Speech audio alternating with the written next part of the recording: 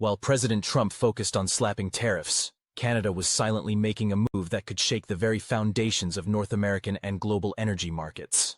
With each decision, each pipeline, billions of dollars began flowing eastward instead of south, away from the U.S. and toward Europe and Asia. And the stakes? If Canada's deal with Europe goes through, the United States won't simply lose its closest energy partner. It could lose its control over the entire continent's gas market.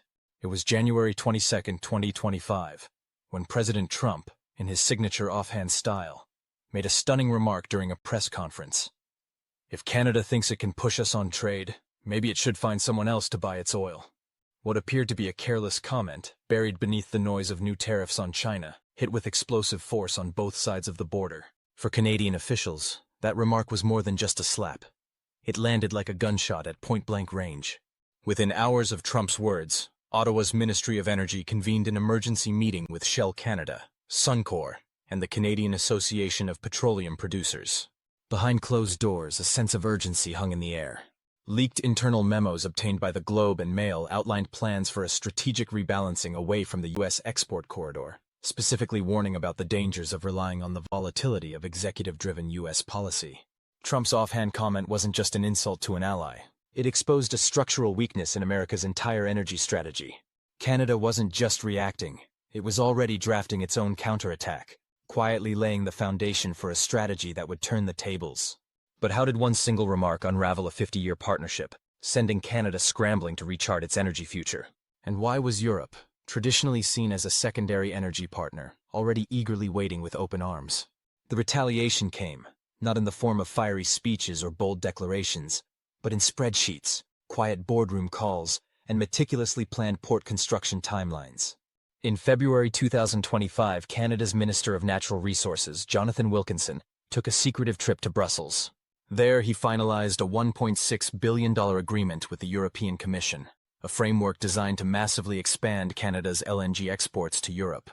A clear indication that Canada was hedging its bets, securing alternative markets for its energy resources in the face of U.S. uncertainty. The news was subtle, almost unnoticed at first. But in reality, this was the first tangible step in Canada's energy rebalancing. Canada was no longer waiting to be invited to the table. It was setting the terms of the discussion. According to Bloomberg Energy, the agreement outlined a new LNG supply route via the St. Lawrence River, aimed at feeding natural gas to Germany, Poland, and the Netherlands. Meanwhile, Reuters reported that Canadian crude exports to the United States dipped by 5.4% in the first quarter of 2025, the sharpest decline since 2020, while Canadian shipments to Spain and Italy hit record highs. This wasn't a protest, as many initially assumed. It was, as University of Ottawa energy economist Monica Gadinger put it, a calculated exit strategy. Canada wasn't just shifting oil. It was positioning itself as a critical new player on the global energy stage. But this pivot wasn't just about oil. Canada's broader strategy involved a vast reorientation that stretched across critical minerals, LNG, hydrogen, and even power grid technologies, all aimed at meeting Europe's growing demands for clean, secure energy. However, none of this would be possible without a fundamental shift in infrastructure. For decades, Canadian pipelines moved in a single direction, southward, feeding the U.S. refineries. But now, the very infrastructure that was built to serve American energy needs was being repurposed for entirely new markets. The chokehold on Canadian exports was loosening. The $40 billion LNG Canada project, a joint venture led by Shell and 5 Asian partners, was set to begin operations by mid-2025, opening up Canada's first direct energy link to Asia.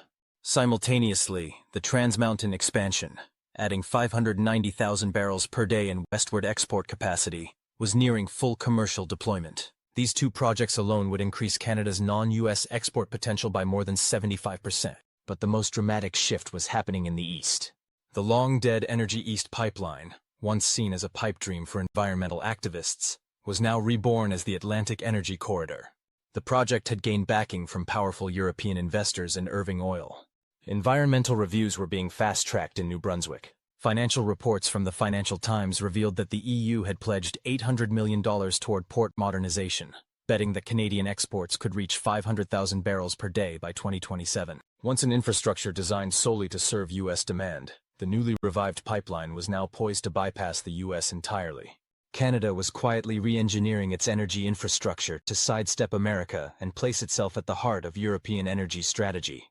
But the question remained, why was Europe suddenly betting so heavily on Canada? Europe's energy crisis didn't subside when Russia cut its gas supplies. It just evolved into something different. By 2024, the EU had imported 39% of its LNG from the US, up from 28% the year before. But this dependency was becoming a ticking time bomb. In January 2025, President Trump froze new U.S. LNG export permits, citing domestic energy security. Within days, European natural gas futures surged by 12%. Europe couldn't afford to put all its eggs in the American basket, especially when that basket was so fragile. That's when Canada offered itself as the perfect alternative. Stable governance, lower emissions, and the promise of long-term, reliable contracts. In March 2025, Germany signed a provisional LNG import agreement with Canada's Faraday Energy, securing 1.3 million tons annually by 2028. This deal alone could replace 12% of Germany's current U.S. LNG imports. As Kadri Simpson, the EU Commissioner for Energy, put it during a Brussels press conference, "We view Canada not as a backup supplier, but as a primary partner in reshaping European energy independence." The language was unmistakable. This wasn't about diversification anymore. It was about replacing a broken system with a new, more reliable, and far-reaching energy alliance. But the real game changer? It wasn't just gas. It was hydrogen, rare earth metals, and battery components, the future of clean energy. Canada was positioning itself to fill the void left by Russia, not just in gas, but in the clean energy transition that Europe had committed to. In 2021, Russia exported 155 billion cubic meters (BCM) of natural gas to Europe. By 2024, that number had plunged to below 40 BCM, and the IEA projected Russia's role in Europe's energy mix would shrink to below 10% by 2030. The gap left by Russia was huge, and Canada was already laying the groundwork to step in with a full-force LNG strategy. LG Canada is projected to ship 14 million tons of LNG annually by 2025. And additional Atlantic capacity at Gold Barrow and Bearhead could push Canada's total LNG exports to 30 million tons by 2029. That would be about 40% of Russia's current exports to Europe. But it wasn't just about volume. Canada's LNG projects were in alignment with EU climate goals. Carbon capture commitments, methane leakage caps, and even Indigenous equity participation, all contributing to the project's appeal. According to energy analysts at Wood Mackenzie, Canadian LNG could command a 10–12% premium per ton in Europe due to its strong ESG, environmental, social, and governance credentials. The real question? Will Washington stand by and let Canada take this position, or will it push back? Canada was no longer just a supplier. It was becoming a powerful negotiator in its own right, setting the terms for trade. Under NAFTA and the USMCA, the US and Canada had long been allies, bound by the principle of integrated energy security. But since Trump's 2025 threats, the partnership had started to splinter. The US had imposed tariffs on steel, halted new LNG export approvals, and generally acted in a way that pushed Canada to find new markets and new partners. In fact, Canada's National Energy Board quietly warned the Prime Minister's office in a leaked briefing that the unpredictability of US policy had created significant sovereign exposure, urging Ottawa to accelerate its diversification into new energy markets, particularly in Europe. Canada was no longer just a passive exporter. As Chrystia Freeland, Canada's Deputy Prime Minister, said in a March 2025 address to Parliament, "Canada will not be used as a pawn in unpredictable foreign trade policy. We are no longer simply an exporter. We are a negotiator." The implications of this shift are seismic. No longer content to rely on the US, Canada is asserting its independence on the global energy stage. And Europe, once a secondary partner, is now looking to Canada as a primary ally. But what happens when a longtime ally becomes a competitor? What happens when Europe treats Canada as a strategic partner and America as a volatile variable? The twist most Americans aren't prepared for? If Canada completes its pivot, Europe may turn away from China, not toward it. And Canada? It could soon become the go-to energy supplier for Europe. But how long can Canada walk the tightrope between two superpowers before it's forced to choose a side? The energy landscape is shifting, and Canada is quietly rewriting the script.